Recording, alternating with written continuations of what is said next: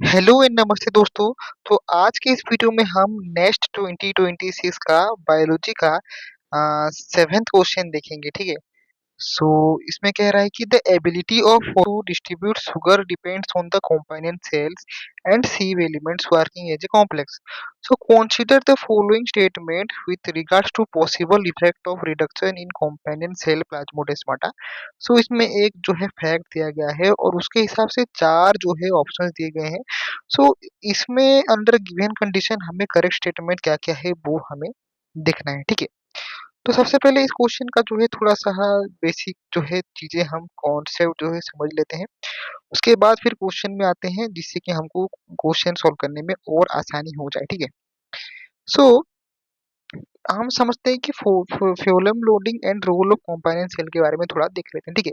सो phloem transport में actually क्या होता है, कंपोनेंट सेल्स जो होता है और शीप ट्यूब एलिमेंट्स, कौन सी सी मतलब हमारा जो है कंपोनेंट सेल्स और जो है एसटी मतलब हमारा जो होता है शीप शीप ट्यूब एलिमेंट्स, ठीक है।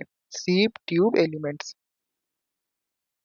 सो वो एक साथ एक यूनिट की तरह काम करते हैं फ्लोएम ट्रांसपोर्ट में, ठीक है। फ्लोएम ट्रांसपोर्ट में दोनों जो है एक इनका कॉम्प्लेक्स बनता है सीसी और एसटी का, और वो जो है एक साथ एक यूनिट की तरह काम करते हैं, ठीक है।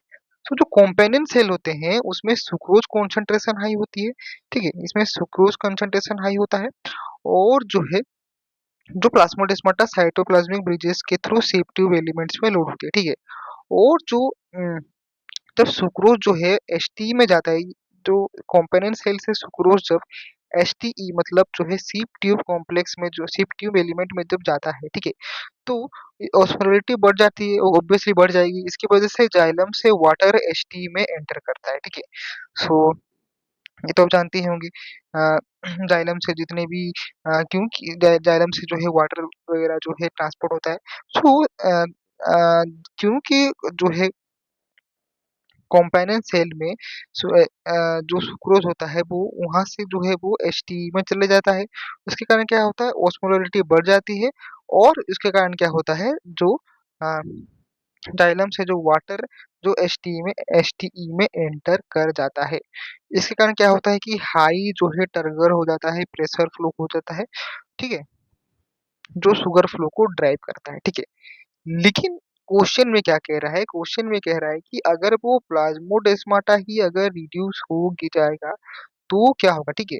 सो कंपोनेंट सेल और एसटी के बीच जो प्लाज्मोडेस्माटा होता है वो अगर जो है ब्लॉक हो गया, जैसे कि देख सकते हैं ब्लॉक हो गया, या फिर जो है मान लो रिड्यूस हो जाए, तो उससे क्या होगा, शुगर शुगर लोडिंग जो है वो जो है डिक्रीज हो जाएगा। शुगर लोडिंग अगर डिक्रीज हो गया इसका मतलब ये है कि जाइलम के थ्रू जो है, जाइलम के थ्रू जो है वो H2O लोडिंग भी कम हो जाएगा, ठीक है।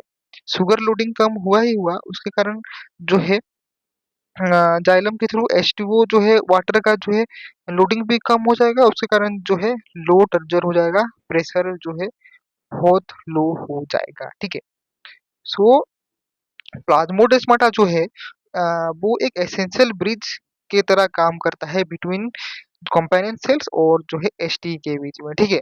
सो इनके बिना फ्लोएम प्रेशर जो है फ्लो वो है कोलैप्स हो जाएगा, ठीक है।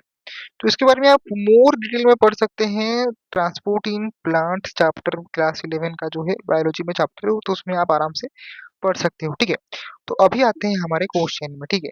सो वही कह रहा था कि ability of phloem to distribute sugar depends on the component cells and sieve elements working as a complex. अच्छा करता हूँ कि आप ये समझ गए होंगे। सो consider the following statement with regard to possible effect of reduction in component cell plasmodesmata। तो वही कह रहा है कि प्लाज्मोडेस्माटा का अगर रिडक्शन हो जाए तो क्या-क्या जो है हो सकते हैं वो हम देखते हैं, ठीक है। सो स्टेटमेंट 1 कहता है कि sugar loading into sieve tubes reduce due to collapse in osmotic pressure gradient, ठीक है। सो ट्रू, ये तो ट्रू ही है क्योंकि शुगर लोड नहीं होगी तो ऑस्मोटिक ग्रेडिएंट ऑब्वियसली जो है ग्रेडिएंट ड्रॉप हो जाएगा।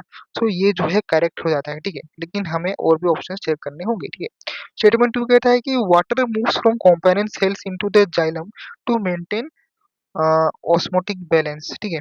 सो ये भी ट्रू ही है क्योंकि एसटी ऑस्मोलरिटी ड्रॉप होने पर वाटर रिवर्स बैलेंस मेंटेन करने के लिए एसटी से बाहर निकलता है, ठीक है।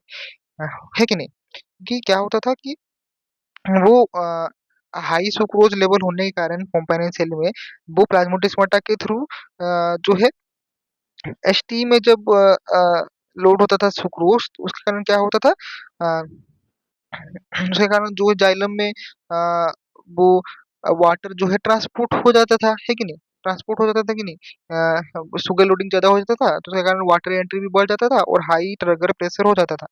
तो अभी क्या हो रहा है, ठीक है, कि एसटी में ऑस्मोलैरिटी ड्रॉप हो गया, उससे क्या होगा कि वाटर जो है रिवर्स बैलेंस मेंटेन करने के लिए एसटी से बाहर निकल जाएगा, ऑब्वियसली। ऑब्वियस से बात है, ठीक है? तो ऑप्शन 2 भी जो है करेक्ट हो जाएगा। स्टेटमेंट 3 स्टेटमेंट 3 कहता है कि sieve tubes collapses structurally due to loss of turgor pressure. So ये भी ट्रू है क्योंकि वाटर लॉस होने पर टर्गर प्रेशर ड्रॉप हो जाता है, जिससे कि सीप ट्यूब्स फ्लासिड होके स्ट्रक्चरली कोलैप्स हो सकती है। तो ऑप्शन 3 भी करेक्ट हो जाता है।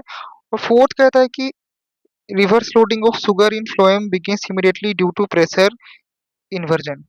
तो ये फॉल्स हो जाता है क्योंकि रिवर्स लोडिंग के लिए नई ग्रेडियंट बिल्ड होनी पड़ती है, ये इमीडिएटली स्टार्ट नहीं हो सकती। तो जो है ऑप्शन 4 जो है इनकरेक्ट हो जाता है, ठीक है? सो इसके हिसाब से 1 एंड 3, 1 एंड 2, 2, 3 एंड 4 और 2 एंड 4। सो इसमें से आपका ऑप्शन जो है करेक्ट हो जाता है 1 एंड 3, ठीक है? तो आशा करता हूँ कि आपको जो है ये क्वेश्चन समझ में आ गया होगा। फिर मिलते हैं एक नए क्वेश्चन के साथ। तब तक के लिए धन्यवाद और जय जगन्नाथ।